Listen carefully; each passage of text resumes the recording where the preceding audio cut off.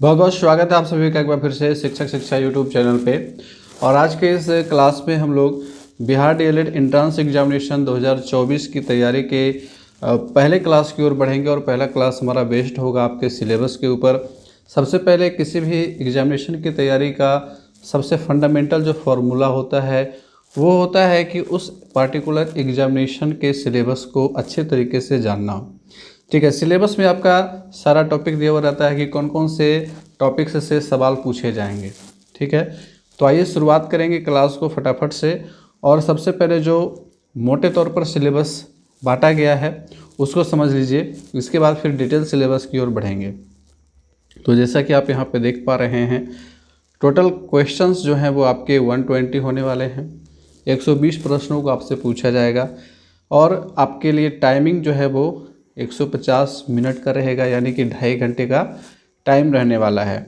Total marks 120 ही रहेंगे और negative marking नहीं रहेगी। ठीक है, और ये जो एग्ज़ामिनेशन आपका होगा वो होगा आपका कंप्यूटर पे ऑनलाइन मोड में। ठीक है, सीबीटी मोड इसको कहते हैं, कंप्यूटर बेस्ड टेस्ट। ठीक है, सब्जेक्ट कौन कौन से रहेंगे तो सब्जेक्ट यहाँ देख लीजिए। यहाँ सबसे पहले तो भाषा का रहेगा और भाषा 2 पार्ट में डिवाइडेड है। एक सामान्य हिंदी हिंदी विद्यार्थियों के लिए और सामान्य उर्दू उर्दू विद्यार्थियों के लिए। ठीक है, तो आपने फॉर्म भरते समय जिस पार्टिकुलर टॉपिक को लैंग्वेज को सिलेक्ट कीजिएगा आपको उसका एग्ज़ाम वहाँ पे देना होता है। ठीक है, उसके बाद देखिए यहाँ पे सामान्य हिंदी आप अगर लेते हैं तो प्रश्नों की संख्या 25 होगी। ठीक है, और सवालों का जो स्तर होगा वो स्तर कहाँ से रहेगा, कौन कौन से टॉपिक उसमें मेनली पूछे जाएंगे। तो चूँकि ये भाषा है और भाषा में मुख्य रूप से व्याकरण है और साहित्य शास्त्र है। ठीक है, स्तर की जब अगर बात करते हैं तो क्लास 10th का स्तर रहेगा। ठीक है, मोटे तौर पर मान करके चलिए कि क्लास 10th और उससे ऊपर का ही स्तर रहता है इसमें। दूसरा आपका सब्जेक्ट है मैथमेटिक्स का और इससे भी 25 सवाल पूछे जाएंगे। 9 और 10th के बहुत सारे चैप्टर आपको मैं दिखाऊंगा डिटेल सिलेबस में, वहाँ पे एक एक टॉपिक को डिस्कस करेंगे। विज्ञान से आपके 20 सवाल रहेंगे, 9 और 10th यहाँ भी स्तर है। सामाजिक विज्ञान से भी 20 सवाल हैं, सामान्य अंग्रेजी से 20 सवाल हैं, रीजनिंग से 10 सवाल हैं। ठीक है, रीजनिंग से भी आपके 10 सवाल पूछे जाते हैं। तो इस प्रकार से कुल मिलाकर के 120 सवाल यहाँ पे बनते हैं। और रीजनिंग में बात करें कि शाब्दिक प्रश्न ज़्यादा होते हैं। ठीक है, अब यहाँ पर आ जाते हैं आपके डिटेल सिलेबस की ओर। और यहाँ पे आपका देखिए डीएलएड संयुक्त प्रवेश परीक्षा का जो पाठ्यक्रम है, सिलेबस है, वो डिटेल सिलेबस आपको यहाँ पे देखने को मिलता है। सबसे पहले सामान्य हिंदी की बात कर लें, मैट्रिक स्तरीय रहेगा। इसमें देखिए संधि पूछा जाएगा आपसे, समास से सवाल रहेंगे, संक्षेपण से सवाल रहेंगे। यहाँ अनेक तरह के गद्यावतरणों के संक्षेपण से संबंध अभ्यास करना होगा, यानी कि आपके पैसेज दिए हुए रहेंगे। जैसे इंग्लिश में आप लोगों ने देखा होगा पैसेज, हिंदी में आप लोगों ने पढ़ा होगा गद्यांश। मैट्रिक के एग्जामिनेशन में, इंटरमीडिएट के एग्जामिनेशन में आपने गद्यांश बनाए होंगे, तो उसी तरह से यहाँ भी कुछ प्रश्न गद्यांश से देखने को मिलते हैं। पारिभाषिक एवं तकनीकी शब्द, उदाहरित वाक्यों में व्यवहृत शब्दों से ऐसे शब्दों की पहचान, मुहावरों और लोकोक्तियाँ। ठीक है, बहुत सारे मुहावरे भी पूछे जाते हैं। वाक्य प्रयोग, वाक्य शुद्धि, पदबंध, वाच्य जिसको इंग्लिश में हम लोग वॉइस कहते हैं, उनके भेद, वाक्य के प्रकार, वाक्य के अलग अलग प्रकार होते हैं, उनके जो पार्ट्स होते हैं, विधेय क्या है, उद्देश्य क्या है, वहाँ से भी सवाल पूछे जाते हैं। इसके अलावा साहित्य शास्त्र में शब्द शक्ति है। शब्द शक्ति के अंतर्गत आपको पढ़ना होता है व्यंजना, अभिधा, लक्षणा। ठीक है, वहाँ से आपके सवाल पूछे जाएंगे। फिर अलंकार से आपका सवाल रहेगा। अलंकार कई प्रकार के होते हैं।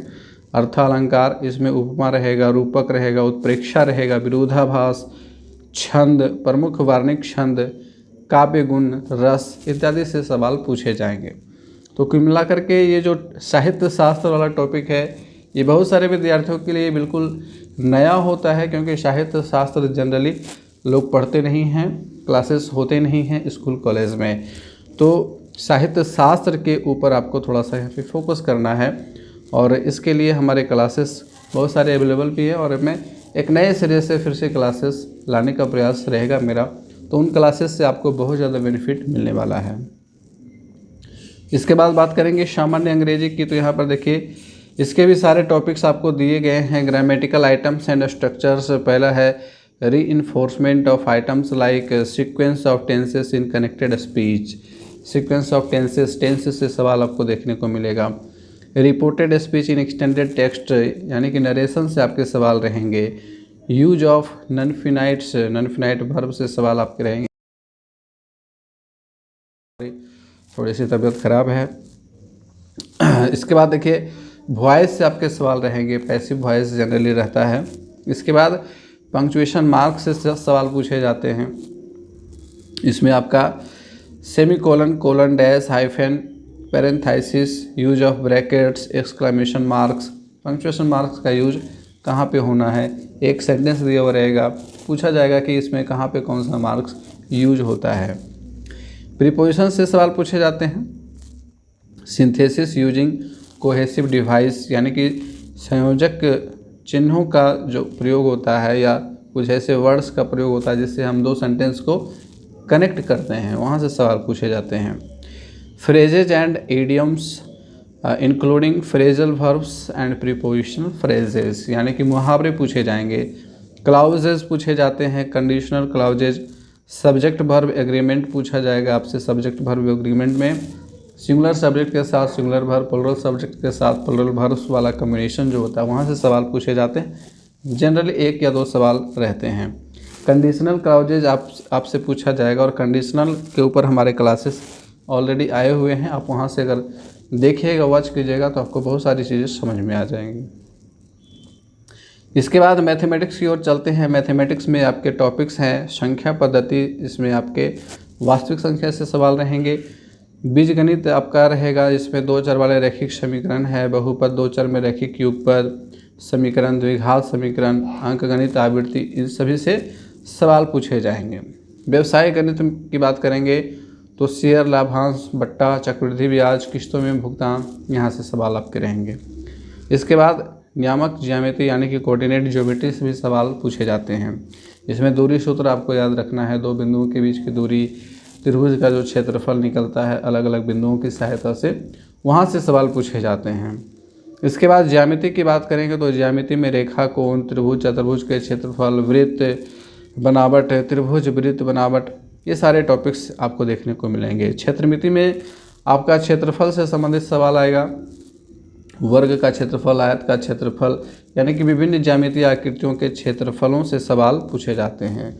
यानी यहाँ पे आपको मेंसुरेशन वाला टॉपिक जो है वो आपको देखना होता है।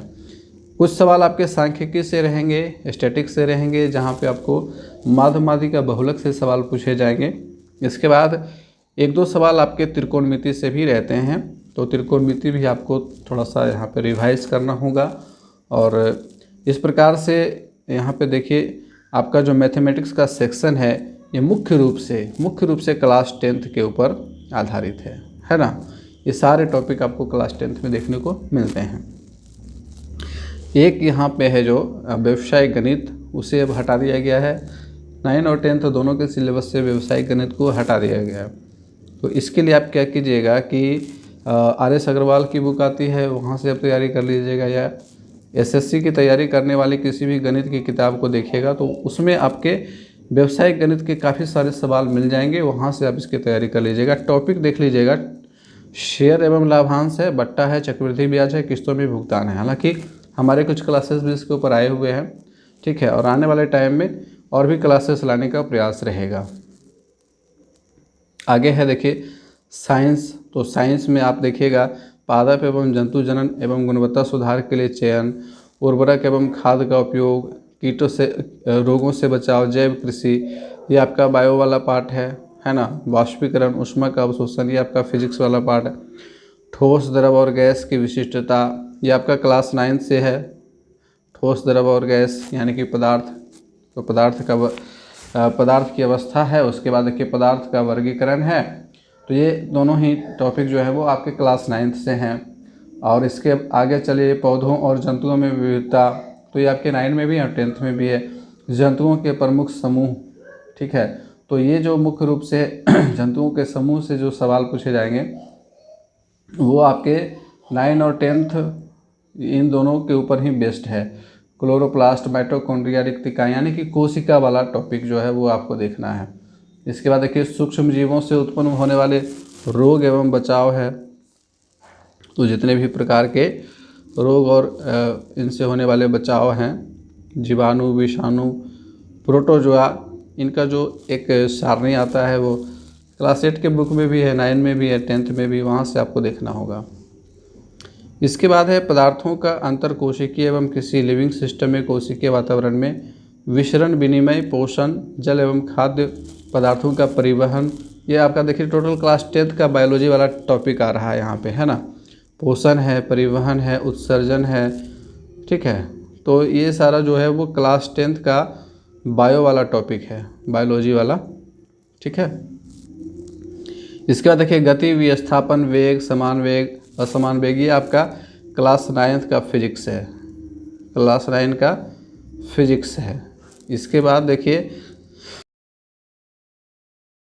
बल और गति, न्यूटन के गति नियम, पिंड का जड़त्व, ये टोटल क्या है क्लास 9 का फिजिक्स है। कार्य, ऊर्जा और शक्ति, क्लास 9 का फिजिक्स। तैरती हुई वस्तुएं, क्लास 9 का फिजिक्स। ध्वनि की प्रकृति और इसका विभिन्न माध्यमों में अभिगमन, ये भी आपका 9 में है। प्राकृतिक संसाधन में, प्रकृति में संतुलन, भौतिक संसाधन, ये आपका क्लास 10th का है। वायु, जल एवं मृदा प्रदूषण, ओजोन परत में छेद, ये आपका प्रदूषण वाला टॉपिक क्लास 10th में भी है, 9th में भी है। इसके बाद देखिए अम्ल, भस्म, लवण, यानी कि अम्ल, क्षार और लवण वाला जो चैप्टर है आपका, वहाँ से आपका ये मिल जाएगा। इसके बाद देखिए धातु, कर्मीय प्रक्रिया, धात्विकी, ये आपका क्लास 10th से है। तत्वों के वर्गीकरण, तो ये आपका क्लास 10th केमिस्ट्री आ गया यहाँ पे, है ना, ये सारा केमिस्ट्री में है। इसके बाद हमारा पर्यावरण, ये भी आपका केमिस्ट्री से ही रिलेटेड टॉपिक है। सजीव को परिभाषित करें, पौधों में पोषण, श्वसन, परिवहन, ये आपका क्लास 10th का बायो है, ठीक है। ऊपर भी ये टॉपिक है और यहाँ भी टॉपिक दिया हुआ है, तो कोई दिक्कत है नहीं, वो आप एक टॉपिक से दोनों क्लियर हो जाएगा। क्लास 10th का जो बायो आप पढ़िएगा, तो मुख्य रूप से आपको यही ध्यान में रखना है कि 9 और 10th इन दोनों से ही साइंस के सवाल बनते हैं, ठीक है। और साइंस के ऊपर काफ़ी सारे सवाल हमारे आए हुए, काफ़ी सारे क्लासेस आपको मिल जाएंगे। प्लेलिस्ट का लिंक मैं नीचे डिस्क्रिप्शन बॉक्स में डाल दे रहा हूँ, वहाँ से आप क्लासेस को देख लीजिएगा। लगभग 35-36 वीडियो क्लासेस आपको देखने को मिल जाएंगे, जो काफ़ी ज़्यादा इम्पोर्टेंट हैं। इसके बाद देखिए चुंबक के बारे में भी, चुंबक से रिलेटेड कुछ टॉपिक रहेंगे। इसमें मुख्य रूप से विद्युत मोटर, विद्युत चुंबकीय प्रेरण जो है माइकल फैराडे वाला, वो उसको याद रखना है। दिष्ट धारा, प्रत्यावर्ती धारा, ठीक है। इसका देखिए प्रकाश से भी क्लास 10th फिजिक्स आ गया यहाँ पे, क्लास 10th का फिजिक्स, प्रकाश पहला चैप्टर। तो यहाँ पर देखिए अभिसरित और अपसरित प्रकाश, यानी कि मुख्य रूप से परावर्तन और अपवर्तन ये पढ़ना है। यहाँ देखिए तारे का टिमटिमाना कहाँ तक चला गया, वर्ण विक्षेपण वाले चैप्टर तक चला गया, है ना। प्रकाश का प्रक्रिया, पूरा प्रकाश वाला टॉपिक इसमें आ गया। इसके बाद है प्राकृतिक संसाधन, प्राकृतिक संसाधनों का संरक्षण, ये भी आपका क्लास 10th से है। और इसके साथ साथ आप देखिए क्लास 10th का अगर आप ज्योग्राफी देखिएगा ना, तो ज्योग्राफी में भी आपको टोटल टॉपिक ये सारे मिल जाएंगे। वहाँ से अगर आप तैयारी कीजिएगा तो एक पंथ दो काज हो जाएगा, क्योंकि देखिए एसएसटी वाले टॉपिक में भी ये सारे टॉपिक रहेंगे, ठीक है। एसएसटी के सब्जेक्ट में भी ऊर्जा के स्रोत है, तो ये भी आपका फिजिक्स से ही संबंधित टॉपिक है। इसके बाद सामाजिक अध्ययन में आ जाइए, मैट्रिक स्तरीय है। इसमें देखिए भौगोलिक खोज, अमेरिकी स्वतंत्रता संग्राम, फ्रांस की क्रांति, नाजीवाद एवं हिटलर, ये सब आपका क्लास 9th वाला ज्योग्राफी है। सॉरी, ये भौगोलिक खोज तो ज्योग्राफी में है। आपका हिस्ट्री में भी टॉपिक दिया हुआ है ना, तो ये सारा हिस्ट्री से रिलेटेड टॉपिक है। प्रथम विश्व युद्ध एवं द्वितीय विश्व युद्ध सारा हिस्ट्री का टॉपिक है। आदिवासी समाज और उपनिवेशवाद, ये यहाँ तक पूरा आपका जो है राष्ट्रसंघ का प्रयास, संयुक्त राष्ट्र वाला जो टॉपिक है, यहाँ से लेकर के यहाँ तक आपका क्लास 9 का हिस्ट्री है, ठीक है। क्लास 9 का हिस्ट्री है।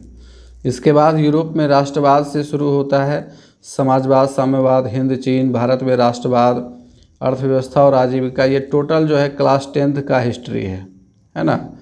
क्लास 10th का हिस्ट्री है। इसके बाद आगे बढ़िएगा तो अर्थव्यवस्था मिल जाएगा। ये इकोनॉमिक्स वाला जो टॉपिक है आपका, इकोनॉमिक्स सब्जेक्ट भी है क्लास 10th में, वहाँ से थोड़ा सा देख लीजिएगा तो ये यहाँ से लेकर के यहाँ तक का हो जाएगा क्लियर आपका। व्यापार और भूमंडलीकरण, ये सारा टॉपिक जो है।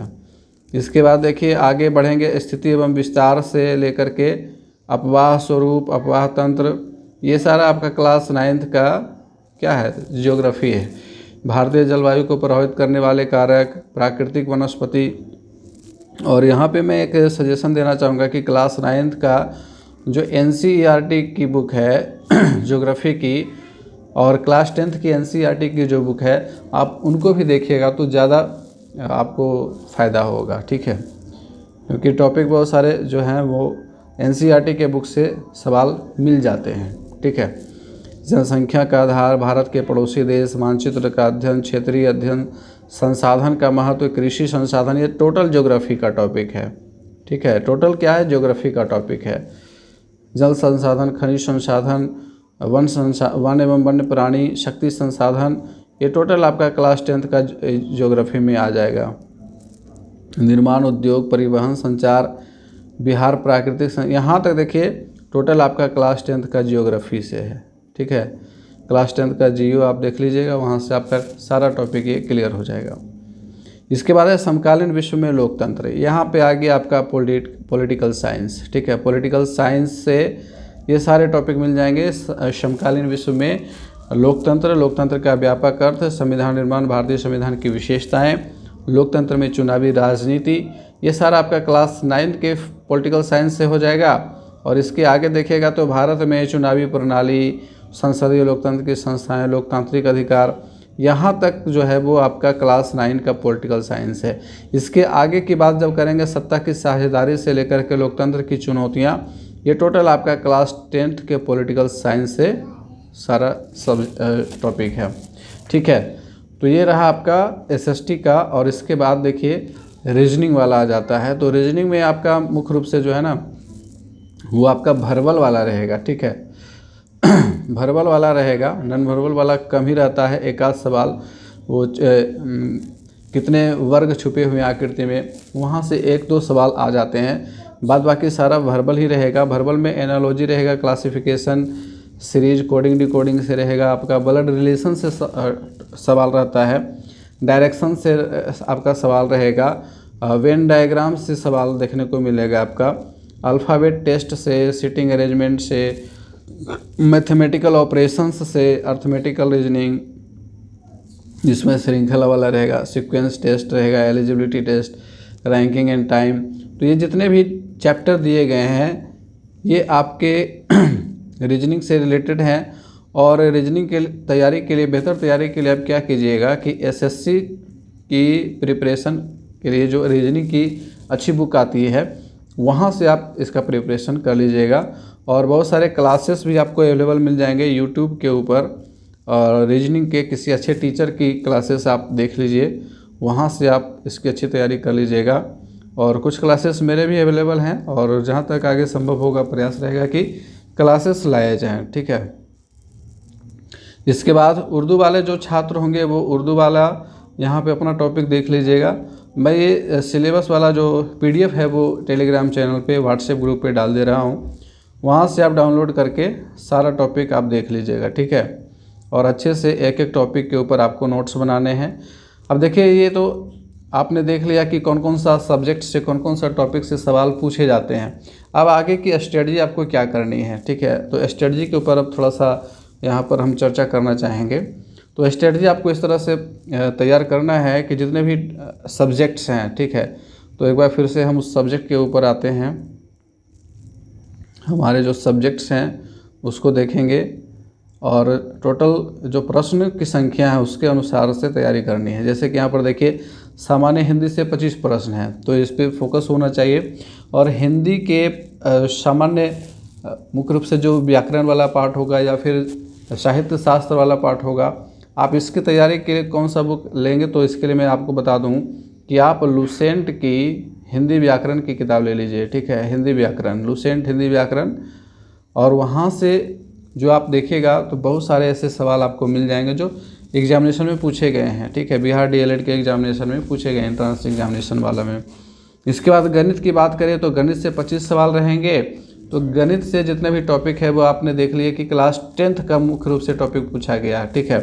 तो क्लास 10th के मैथमेटिक्स को आप थोड़ा सा देखिए, वहाँ से जो आपके केसी सिन्हा वाली बुक है वहाँ से आपके ऑब्जेक्टिव्स क्लियर हो जाएंगे। वहाँ देखिएगा आप बुक के हर एक चैप्टर के लास्ट में बहुत सारे ऑब्जेक्टिव प्रश्न आपको देखने को मिलेंगे। 50-60 ऑब्जेक्टिव प्रश्न हर एक चैप्टर के लास्ट में दिया गया है, ठीक है। इसके अलावा आप क्या कीजिए कि मैट्रिक की जो एग्जामिनेशंस हुए हैं, है ना, मैट्रिक के बिहार बोर्ड के जो एग्जामिनेशंस हुए हैं उसका जो क्वेश्चन पेपर है, प्रीवियस ईयर क्वेश्चन पेपर है, वहाँ से आप इसकी तैयारी कर सकते हैं। एक प्रश्न पत्र में 100 प्रश्न रहते हैं, ठीक है। तो अगर आप पिछले 5 सालों का प्रश्न पत्र हल कर लेते हैं तो 500 प्रश्न आपके ऐसे ही हल हो जाएंगे और बहुत सारे सवाल आपको वहाँ से आ जाएंगे, ठीक है। 25 के 25 सवाल वहाँ से आने की संभावना है, क्योंकि सारे सवाल आप देख लीजिएगा, प्रीवियस ईयर क्वेश्चन में भी देख लीजिए उठा करके, और मैट्रिक बोर्ड के एग्जामिनेशन में जो प्रश्न पूछे जाते हैं वहाँ से आप देखिएगा तो बहुत सारा प्रश्न मैच कर जाएगा, ठीक है।